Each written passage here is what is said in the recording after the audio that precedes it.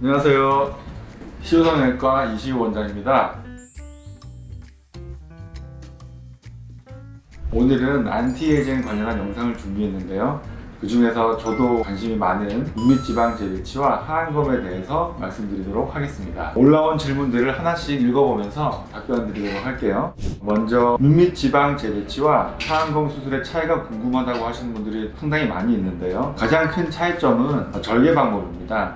그리고 그에 부합하는 수술의 목적이 다르다고 할 수 있겠는데요. 눈밑지방 재배치는 이렇게 안쪽에 결막을 절개해서 블룩 튀어나온 지방을 제거하거나 재배치하고, 그래서 아래쪽에 블룩 나온 눈밑을 좀 더 편편하고 매끄럽게 만들어주는 수술이고요. 그리고 하안검은 속눈썹 아래쪽 겉에 피부를 절개를 하고, 그 절개를 통해서 블룩 나온 지방도 제거하고 재배치하고, 그와 동시에 처진 피부를 잘라내서 위쪽으로 당겨서 고정시켜 주기 때문에 볼록 나온 지방뿐만 아니라 처지고 주름진 눈밑도 조금 더 팽팽하게 만들어 줄 수 있는 수술이 되겠습니다. 눈밑 지방 재배치는 피부 겉으로 절개를 하지 않기 때문에 흉터가 보이지 않고 회복이 빠르다는 장점이 있습니다. 다만 늘어진 피부나 근육에 대한 처짐의 개선은 어렵기 때문에 피부가 많이 처지지 않고 탄력이 괜찮은 상태에서 눈밑의 볼록한 증상을 개선하려는 분들에게 보다 적합한 수술이 되겠습니다.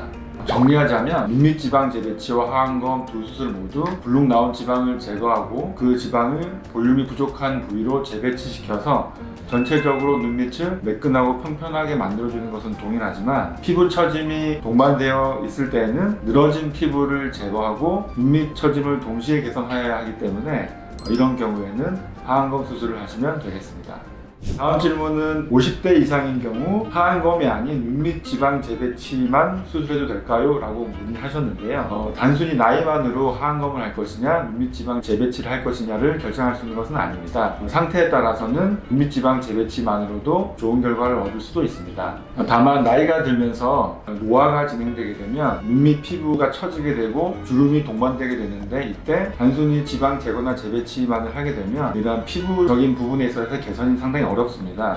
또 오히려 더 도드라져 보일 수도 있죠. 쉽게 생각하면 풍선에 공기가 꽉 들어있을 때는 좀 팽팽한 느낌을 주는데, 바람이 빠지면 표면도 조금 더 힘없고 약간 탄력을 잃은 느낌이 더 보이게 되잖아요. 그렇죠? 이런 거를 비교해서 생각해 보시면 이해하시기 쉬울 것 같습니다. 따라서 나이와 상관없이 피부의 탄력이 감소하였거나 피부 처진 증상이 눈에 보일 정도라면 눈밑 지방 재배치보다는 하안검 수술을 하시는 것이 더 적합할 것 같고요.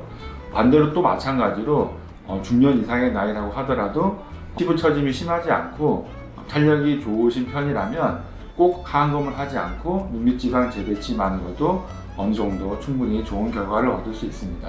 다음 질문은 눈밑 지방 재배치나 하안검을 하면서 동시에 지방 이식을 하는 이유, 그런 경우에 대해서 문의를 하셨는데요. 블룩 나온 지방을 눈밑 아래쪽 눈물 고랑으로 이동하는 재배치를 하면서 그 주변으로 지방 이식을 하는 경우들이 종종 있습니다. 아마 이거에 대해서 문의하신 것 같아요. 일반적으로는 재배치만으로도 어느 정도 효과를 볼 수 있지만, 눈밑 꺼짐이 심하거나 그 부위가 넓은 경우, 전체적으로 추가적으로 볼륨을 원하는 경우에는 재배치되는 지방만으로는 그 양이 부족하기 때문에 복부나 허벅지 등에서 지방을 채취해서 이식하는 방법도 있고, 이렇게 했을 때 당연히 만족도가 훨씬 더 높은 편입니다.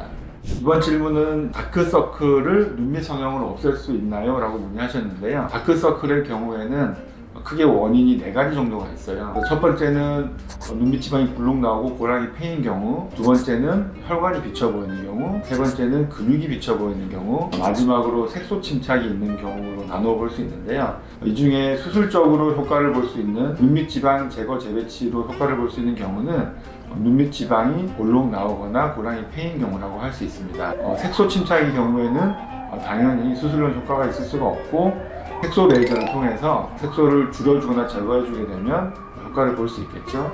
이러한 4가지 요인들이 대개는 복합적으로 나타나게 되는데요. 먼저 수술적으로 해결할 수 있는 경우는 눈밑 지방이 볼록 나오고 눈밑 고랑이 패인 경우가 되겠죠. 그래서 볼록 나온 지방을 패인 쪽으로 옮겨주게 돼서 재배치를 하게 되면 증상들이 많이 개선될 수 있습니다. 그리고 혈관이나 근육이 비치는 거는 혈관과 근육의 색깔이 특별히 진해서 그렇다기보다는 피부가 얇아서 그게 이제 비쳐 보이는 것일 텐데요.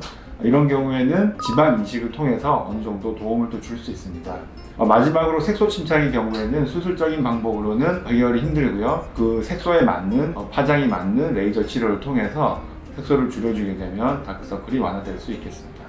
안티에이징 관련해서 윗 눈꺼풀과 아래 눈꺼풀이 처짐이나 늘어짐에 대해서 굉장히 고민을 많이 하시는 분들이 있는데요. 사실 윗 눈꺼풀은 처지면 불편하고 답답하거든요. 그래서 기능적인 측면에서 어느 정도 수술이 필요한 경우가 많이 있습니다. 그런데 눈 밑은 이렇게 볼록 나고 처진다고 해서 보기는 싫지만 사실은 불편하진 않거든요.